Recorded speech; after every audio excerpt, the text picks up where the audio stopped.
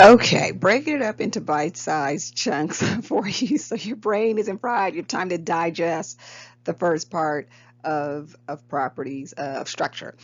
So we're going to finish up with structure, and we're also going to move on to what's known as serviceability. So serviceability will include some of the properties that we use to measure a fiber that in turn turns into our fabric. All right, and this is the last piece of this lecture on fiber characteristics.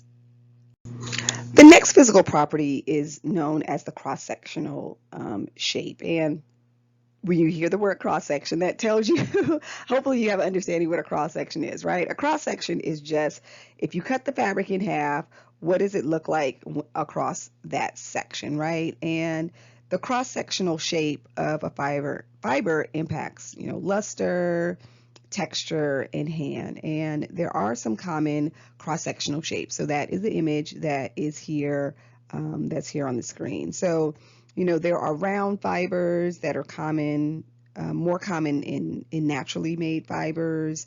Round fibers have a small surface area. There are triangular or tubular fibers that are better at hiding dirt, and I hate to say it, dirt and dust, just hiding soils. There are natural fibers that, like wool, that don't hide the dirt as well, but are still of a tubular shape. And again, natural fibers derive their shape from the way the plant grows, and the formation of protein substances. We're going to talk about that science when we talk about natural versus man-made fibers in a little bit. But the shape of manufactured fibers, again, is controlled. So manufactured fibers can be round, they can be triangular.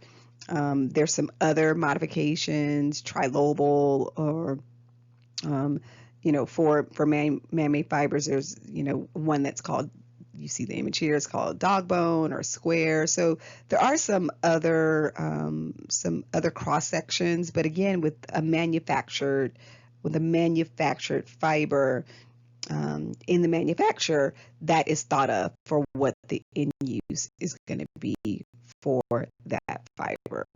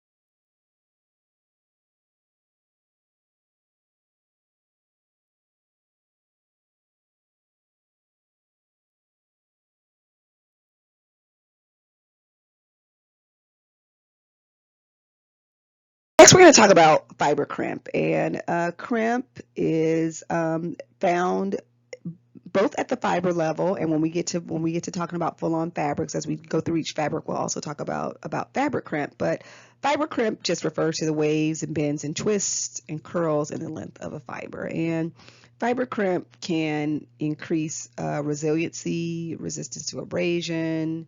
It can increase stretch, warmth, how bulky a fiber is. Crimp definitely increases absorbency and skin contact comfort, so how it feels in your skin, so itchiness or less itchiness, but it will reduce luster, so they won't be, these fabrics with a lot of crimp won't be shiny. So, fibers with crimp like wool, which is basically a hair, right? Wool that is very curly, has a lot of coils in it, they are warmer than fibers that don't have much crimp like cotton. And crimp does occur inherently in wool because, like I said, it's a hair, but it also can exist in manufactured fibers without them modifying the manufacturer to make it have more crimp. So, it does happen inherently. And like I said, we're going to talk about fabric crimp later when we get to each fabric. It is one of the tests that we do. We look at to see what kind of crimp a fiber have. So it can easily be seen when we talk about yarns, but a little bit harder to see in fibers. So we started with the fiber structure, and we talked about some physical structures. And next we're going to talk about serviceability of a fiber. And what serviceability means, it just includes the concepts of aesthetics and durability, comfort, safety, appearance, care, sustainability, cost, all those things that I introduced at the top of this chapter. And learning the definitions of these properties are definitely going to contribute to a more in-depth understanding of textile fiber and performance. So there is going to be a table included under this video. It's very extensive. Again, you should be familiar with these terms. There are some that I'm going to highlight that we talked about specifically, and we're going to be referring to this table often throughout the semester. As we get to each type of fabric, we will be talking about the properties of the fiber that goes into that fabric. So I'm also including a PDF so I'm including the chart, but there is a PDF of the chart as well that you can download and keep, because it is something that you're going to have to refer to as we get to each different type of textiles, and it will be a resource that we will use throughout the entire semester. Okay, so we are going to dig into some of the components of serviceability, and the first component that we need to understand is aesthetics. And aesthetics are just the appearance that a fiber has as it's translated into a textile that is translated into its end use. So we'll be talking about aesthetics when we talk about each textile in particular. So aesthetic properties just relate to the way the senses, our senses, right? So touch and sight contribute to the perception of a textile. And when evaluating the aesthetics of a textile product, we as experts, because that's what we are going to be, determine whether the appearance is appropriate for its end use. So think about it. You've seen something, you're just like, this is made out of the wrong fabric. So that's what aesthetic properties are. So there are a couple definitions that I want you to know about aesthetic properties. They will be listed on the terms you need to know tab with some actual definitions there. Okay, so the first thing you need to know is cover, and cover is just the ability for a fiber to be woven into a fabric that's going to conceal, right? So we don't want, depending on the end use, fibers need to be either opaque or translucent. And opaque just means we can't see through it, and translucent means that we can see through it. So fibers that are opaque are things like cotton. Things that are translucent are things like chiffon. So right, so they cover different. Conversely, luster is the way that light is reflected off of a fabric. So, you know, a fiber that is then woven into a fabric can be, shiny and bright. Those are high luster things, or they can be matte, so they can not have a lot of sheen to it. So cotton and wool especially are far less luster. And bright is used in this context to describe luster and not actual color, right? So low luster fibers are dull, medium luster fibers are semi-dull, and there are fibers that are shiny and bright. And again, that refers to the textile in its uncolored state. So not that a color was put on it to make it shiny, that the fiber itself that's made into a textile is bright. Okay. Next is drape, and that's just the characteristic that a fiber will contribute to a fabric, to a textile. And it's just the way that fabric falls over, a 3D form. So, fibers influence fabric drape to a degree, but more so when we get to yarns and fabric structure are really more important to determine drape. However, usually fibers that have a low tex are ones that will drape well. Okay. Next is texture, and texture is just the nature of a fiber's surface. So again, these fibers are woven into fabrics, and texture can be both visual and tactile. So touching, we have to touch it. And textiles, texture is described as either smooth or rough, and natural fibers tend to give more texture than manufactured fibers just because of the inherent variations in a natural fiber, whereas a manufactured fiber, they have so many things they can control. And we will be considering texture as we look at each fiber, as we look at each textile fabric going forward, okay?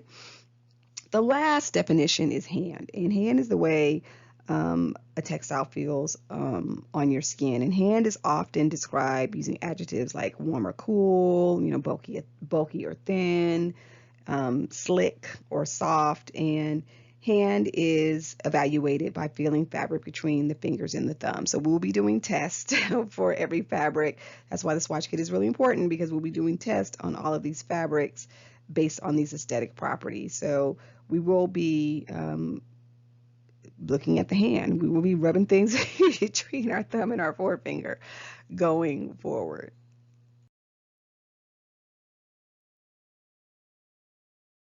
So there are a handful of other serviceability topics that we'll be looking at that refer more towards fabric than fibers. I'm not going to talk about everyone in terms of the fiber, but when we get to the textile and fabric production of specific natural and man-made fibers, we're also going to be talking about, comfort and safety properties. So things like absorbency, wicking, heat and thermal retention, flammability, allergic potential. People are actually allergic to some things. We'll be talking about appearance and retention properties. So we'll be talking about resiliency, so how things bounce back, shrinkage resistance, mildew and moth resistance. We'll talk about that. But what I do want to talk about right now is I do want to talk about fibers and their resistance to chemicals, because this is, really important at a fiber level, right? And fibers react differently to different chemicals, and some are quite resistant, and some are easily harmed. And this is what's known as chemical reactivity. And that chemical reactivity determines the appropriateness of care procedures and end uses for fibers, as well as the types of dyes or finishes that a fiber can take, right? So, in terms of resistance to chemicals, there's a table here that talks about the type of fiber, and whether it's resistant to different types of chemicals that either have an acid or an alkaline base. And again, when we get to the actual fabrics, we will be looking at the resistance to chemicals in a big way. And there's some testing that I will show that I will do that shows some of that chemical reactivity. Okay, we have come to the end of this section of the lecture, and what I want you to do now, I want you to scroll down. I want you to make sure that you look at the table provided that lists the properties, the fiber properties. Again, I have the table listed and also have a PDF of it as well, so that you can assess that as we move forward throughout the class. So I will be referring to that. I will add it a couple more times to every chapter. I'll add it to as well as we go through each one of these different types of textiles. So dive into the rest of the lecture.